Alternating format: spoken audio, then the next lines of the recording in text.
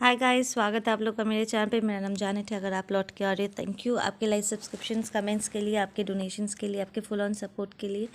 अगर आप पहली बार आ रहे हो तो सब्सक्राइब ज़रूर से कर दीजिएगा गाइस। ये वीडियो डेडिकेटेड है नार्सिसिस्टिक पेरेंटिंग का, कि वो किस तरीके से अपने बच्चों को कंट्रोल करते हैं और उन्हें को डिपेंडेंट बनाते हैं। नार्सिसिस्ट के एक्सपेक्टेशंस बहुत ज़्यादा होते हैं अपने बच्चों से। लाइक वो तो हमेशा एक ख्याली दुनिया में रहते हैं, राइट, जहाँ पर सब कुछ परफेक्ट होता है। एंड बच्चों पर बहुत सारे एक्सपेक्टेशंस डालते हैं, उन्हें तोड़ मरोड़ के परफेक्ट बनाने की कोशिश करते रहते हैं। वो जो कहेंगे सबको वही सुनना होगा, उन्हें उन्हीं तरीके से बिहेव करना होगा। और जिसके चलते वो काफ़ी ज़्यादा बच्चों को कंट्रोल करते हैं, अब्यूज़ भी करते हैं, स्ट्रिक्ट रूल्स डालते हैं, बच्चों में डर बैठा देते हैं ताकि वो कभी भी अपने पेरेंट्स को क्वेश्चन ही ना कर पाए कि वो क्या कह रहे हैं, क्या कर रहे, उसका मीनिंग क्या है। बस बिना कोई सवाल पूछे चुपचाप उनकी सारी ऑर्डर्स फॉलो करे, क्योंकि नार्सिसिस्टिक अपने बच्चों से प्यार से बात नहीं करते, वो ऑर्डर्स देते हैं। ठीक है, जो यू नो जैसे वो मिलिट्री में जनरल्स नहीं होते, ऑर्डर्स देते हैं और बाकी सब फॉलो करते हैं, लाइक दैट। ओके, तो कुछ ऐसे बिहेवियर पैटर्न्स है जो मैं आज आप लोगों को बताऊंगी, जिससे नार्सिसिस्टिक पेरेंट्स बच्चों को कंट्रोल करते हैं। पहला है अपने बच्चे को उसके उम्र से कम ट्रीट करना, एकदम बच्चे की तरह ट्रीट करना। वो बड़ा हो गया है, 19-20 साल का हो गया है, पर उसे एकदम 6-7 साल के बच्चे की तरह ट्रीट करना, टू द पॉइंट कि वो मेंटली कभी ग्रो अप ही नहीं कर पाता है। वो इस बिलीफ सिस्टम में ग्रो अप करता है कि बहुत सी चीज़ें वो नहीं कर सकता। ठीक है, एकदम अपाहिज की तरह। सिंपल बिकॉज नार्सिसिस्ट अपने बच्चों को यूजुअली एक नार्सिसिस्ट में ही कन्वर्ट करने की कोशिश करते हैं। तो वो लिटरली अपने बच्चों को ये सिखा सकते हैं कि वो काम उनके लिए नहीं है, कि वो बहुत अमीर है, वो बहुत ऊंचे स्तर के हैं, बाकी सब उनसे छोटे हैं। बिकॉज नार्सिसिस्ट बहुत डिफ्रेंशिएट करते हैं, राइट, ऊंच नीच, एंड उन्हें वननेस समझ में नहीं आता है अवेकन सोल्स की तरह। वो हर चीज़ में डिफरेंस ढूंढते हैं, सेक्सिज्म, रेसिज्म, ठीक है, हर चीज़ में वो अपने आप को बस किसी भी तरह बेहतर दिखाने की कोशिश करते हैं। और यही चीज़ वो अपने बच्चों को भी सिखाते हैं कि ये काम तेरा नहीं है, वो दूसरों का है, वो ये काम नौकरों का है, या ये काम बेसिकली उनसे छोटे नीच जात के, ऐसे उनका कहने का, सॉरी लैंग्वेज है, मेरा ऐसा मानने का कुछ नहीं है, मेरे लिए सब इक्वल है, डोंट गेट मी रॉन्ग। तो दे आर लाइक हर कोई उनसे नीचे ही है। और वो अपने बच्चों को भी सिखाते कि ये तेरा काम नहीं है, और वो कभी वो चीज़ें उन्हें ट्राई करने भी नहीं देते। और वो ऐसे एक मेंटालिटी से ग्रो अप करते हैं कि उन्हें लगता है कि वो अभी भी बच्चे हैं और हर किसी को उनके लिए करके देना चाहिए, और वो कुछ भी खुद से नहीं कर सकते। इसके लिए वो मेंटली कभी प्रॉपरली डेवलप नहीं कर पाते। उन्हें हमेशा ऐसा ही लगता है कि वो उस काम के लिए ही नहीं है, एकदम बेसिक काम भी उनसे नहीं हो पाता है। Next is setup for failure. Narcissistic parents अपने बच्चों को कंट्रोल करने के लिए, ताकि वो जैसे चाहे बच्चों को नचा सकते हैं, इसलिए वो जानबूझ के बच्चों को ऐसे टास्क देंगे जो बच्चों के लिए है ही नहीं। उन्हें पता है कि वो बच्चे का बस की बात ही नहीं है, पर जानबूझ के वो उन्हें वो काम सौंपेंगे। ठीक है, उन्हें मोटिवेट करेंगे कि करो करो, मैं जानती हूँ तुम कर सकते हो, करो करो करो। वो करने के लिए पुश करेंगे, और जब बच्चा फेल हो जाएगा, ठीक है, उसका सेल्फ इस्टीम चोट खा जाएगा। उसके बाद वो बच्चे में ये डर बैठा देगा कि देखा बच्चा, जो मैं कहूँ वो ही तुम्हें करना चाहिए, नहीं तो मेरे बिना तुम्हारा कोई अस्तित्व नहीं है। मैं ना रहता तो तुम्हें कौन बचाता। नार्सिसिस्ट अक्सर लोगों को प्रॉब्लम में डाल के उन्हें बचाने का नाटक करते हैं। खुद ही पहले लोगों को मुश्किल में डाल देंगे और फिर हीरो बनते हुए हीरोइन बनते हुए आएंगे और बचाने का नाटक करेंगे, जबकि वो सारा प्रॉब्लम उन्हीं का किया धरा है। तो this is the same thing वो अपने बच्चों के साथ भी करते हैं। जानबूझ के बच्चों को ऐसे काम के लिए आगे कर देंगे जहाँ पर उन्हें पता है कि वो बच्चों का काम नहीं है, वो उससे नहीं हो पाएगा, ठीक है। एंड फिर वो सबसे तालियां बजवाएगा कि देखा, मैंने कहा था ना कि ये उससे नहीं हो पाएगा। एंड जब बच्चे का सेल्फ इस्टीम एकदम ज़ीरो हो जाता है, मन में उसका को डिपेंडेंसी क्रिएट हो जाती है कि नहीं, अगर मॉम डैड बोल रहे तो शायद ये ठीक नहीं है मेरे लिए। एंड वो पूरी तरीके से हर बात के लिए अपने मॉम डैड से पूछते हैं कि क्या मुझे ये करना चाहिए, नहीं करना चाहिए। एंड उसके बाद से मिराकुलसली, एकदम चमत्कार तरीके से, उसके बाद से उसके मॉम डैड जो भी कहते हैं करने के लिए, उसके बाद वो सिंपली वो काम कर पाता है, क्योंकि ऑब्वियसली उसके बाद से उसके मॉम डैड उनके उम्र के हिसाब से काम देते हैं, उनका मन जीतने के लिए, उनके मन में ये बात बैठाने के लिए कि देखो, मेरे हिसाब से चलोगे तो तुम कभी नहीं हारोगे, तुम्हें कभी फेलियर नहीं मिलेगा, क्योंकि पिछली बार जब तुमने कुछ ट्राई किया था वो तुमसे नहीं हो पाया, हमारे सलाह के बिना तुम लाइफ में कभी आगे नहीं बढ़ सकते। सो वो इमोशनली एंड मेंटली बच्चों को अपने ऊपर डिपेंडेंट कर देते हैं। Next is criticism, non stop उनके कॉन्फिडेंस पे चोट करना, स्लाइली, जानबूझ के, चीखने चिल्लाने की उन्हें ज़्यादातर ज़रूरत भी नहीं पड़ती। धीरे धीरे, तुझसे तो नहीं होगा, अरे तू तो डब्बा है, तू तो हमेशा ही फेल करता है, बार बार करके उनके दोस्तों के सामने, घर में लोगों को बुला करके, जब घर में फैमिली यूनियन हो रही हो, सब साथ में हो, जानबूझ के उनके एम्बैरेसिंग बातों को सामने लेकर के आना कि यार, तू जब छोटा था तू तो हमेशा अपना चड्डी गीला कर देता था, तू तो गिर गया था, अगर हम नहीं होते तो तुझे कौन बचाता। जानबूझ के उनके सेल्फ कॉन्फिडेंस को चोट करना। बच्चा ट्राई करेगा, उसके पहले ही उनके आत्मविश्वास को इतना घायल कर देना कि बच्चा कभी अपने डर से बाहर निकल के कुछ नया करने के बारे में वो सोचेंगे, बट उसे कभी भी एक्शन के साथ बैकअप नहीं कर पाएंगे, ठीक है। ये था नंबर 3, क्रिटिसिज्म से उन्हें उनके सेल्फ कॉन्फिडेंस को, उनके आत्मविश्वास को तोड़ देना। You need to understand guys कि पेरेंट्स जो है ना, वो बहुत ही इम्पॉर्टेंट जगह पे है।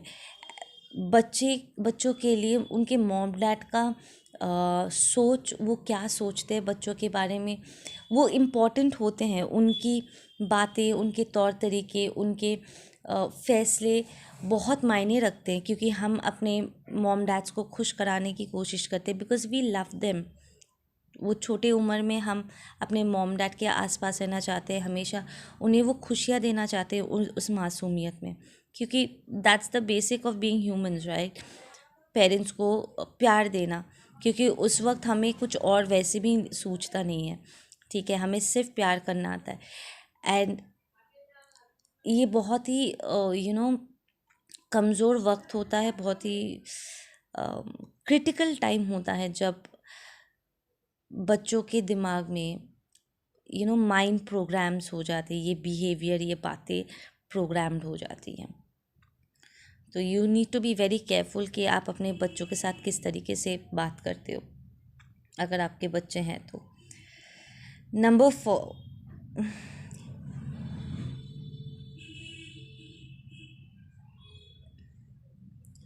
ओके, अपने नेगेटिव इमोशंस को अपने बच्चों पर प्रोजेक्ट करना कि तू अगर नहीं होता तो मेरी ज़िंदगी और बेहतर होती, तू आ गया इसलिए मैं अपने करियर परस्यू नहीं कर पाया, तेरे वजह से सब कुछ गलत होता है, तू नहीं था तूने ठीक से वो काम नहीं किया, इसलिए देख सब कुछ बर्बाद हो गया। यू नो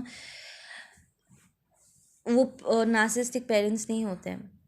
घर के बाहर अगर उनका किसी के साथ अनबन हो जाती है, और देर वैसे भी वो हमेशा फ्लाइटी मूड में ही होते हैं, उनके हमेशा मूड स्विंग्स होते रहते हैं उन पागलों की तरह। तो वो घर आते हैं और अपने बच्चों को मारना स्टार्ट कर देते हैं। बस उन्हें अपना फ्रस्ट्रेशन निकालने का एक ज़रिया, एक तरीका चाहिए होता है, एक एक्सक्यूज़ चाहिए होता है कि तुझसे एक गिलास पानी भी लाया नहीं जाता। एंड वो लिटरली अपना सारा फ्रस्ट्रेशन बच्चे को अब्यूज़ करके निकालते हैं। लाइक लिटरली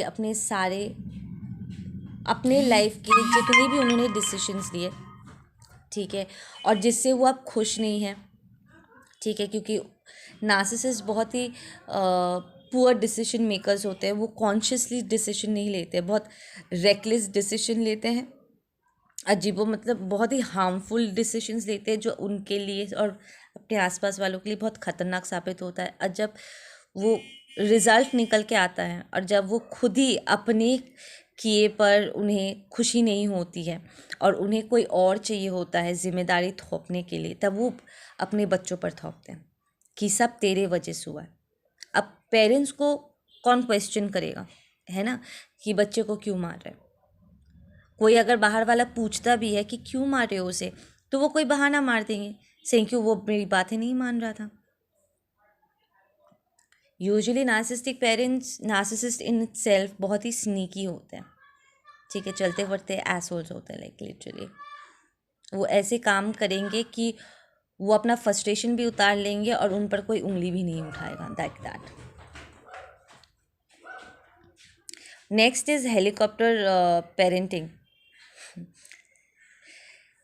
कुछ नार्सिसिस्टिक पेरेंट्स, अब हेलीकॉप्टर पेरेंटिंग नॉर्मल पेरेंट्स भी कई बार कर बैठते हैं, ठीक है, अपनी इनसिक्योरिटीज़ के चलते। बट नार्सिसिस्टिक पेरेंट्स का थोड़ा सा एक्सट्रीम होता है। एंड वो क्या करते हैं, कोई भी बच्चा अपने बच्चे को कोई भी काम करते देने से पहले ही उनको हेल्प कर देते हैं। हम जानबूझ के छोटे बच्चे को गिरने देते हैं, राइट। जब वो पहली बार चलना सीखते हैं तो वो गिरते हैं, फिर अपने आप को संभालते हैं, फिर वो चलते हैं, राइट। पर हेलीकॉप्टरिंग पेरेंटिंग, ये नार्सिसिस्टिक पेरेंट्स क्या करते हैं, इसके पहले कि बच्चा कुछ ट्राई करे, उसके पहले ही वो उनको हेल्प कर देते हैं कि तुझसे नहीं होगा, दे मैं कर देता हूँ। इससे क्या होता है, बच्चे को कभी मौका ही नहीं मिलता है कुछ करने का, कुछ एक्सपीरियंस करने का, और उसके मन में ये बात बैठ जाता है कि शायद वो किसी काम का है ही नहीं, किसी चीज़ के लायक है ही नहीं। वो कुछ ट्राई करने से पहले ही वो गिव अप कर देता है। कभी भी प्रॉपर लाइफ में डिसीजंस नहीं ले पाता है, क्योंकि उसमें इतनी कॉन्फिडेंस ही नहीं होती है, क्योंकि उसने बचपन में कुछ भी प्रॉपरली उसने एक्सपीरियंस करा नहीं था, कुछ भी नया ट्राई नहीं किया था, बिना अपने पेरेंट के पीछे उंगली किए साथ में खड़े रहे बिना उन्होंने कभी भी कुछ भी ट्राई नहीं किया। So when it comes to relationship और अडल्ट होने के बाद भी जब बड़े बड़े लाइफ के डिसीजंस लेने होते हैं, वो छोटे छोटे डिसीजंस भी नहीं ले पाते, बड़े बड़े डिसीजंस तो छोड़ दो। वो हमेशा अपने बच्चे का हो करके, हेलीकॉप्टर पेरेंटिंग में यूजुअली पेरेंट्स क्या करते हैं, अपने बच्चे का हो करके, ये नार्सिसिस्टिक पेरेंट्स बच्चे की जगह वो सारे काम कर देते हैं। वो बच्चे नहीं होते जब कुछ भी काम करना आता है और वो बार बार घूम करके अपने पेरेंट की तरफ देखता है कि क्या करूं, क्योंकि उसे नहीं पता है कि क्या डिसीजन लेना है, हाँ बोलूं या ना बोलूं। दैट्स प्रॉब्ली बिकॉज उसके पेरेंट्स ने हेलीकॉप्टरिंग प्रैक्टिस की है। 24 घंटा सैटेलाइट की तरह उनके सर पे घूमते रहते और बच्चे का हो करके उनका काम करते हैं। Okay, last not the least, बचपन से ऐसे कहानियाँ उन्हें, नेगेटिव कहानियाँ सुनाना जिससे वो अंदर से तीता हो जाए।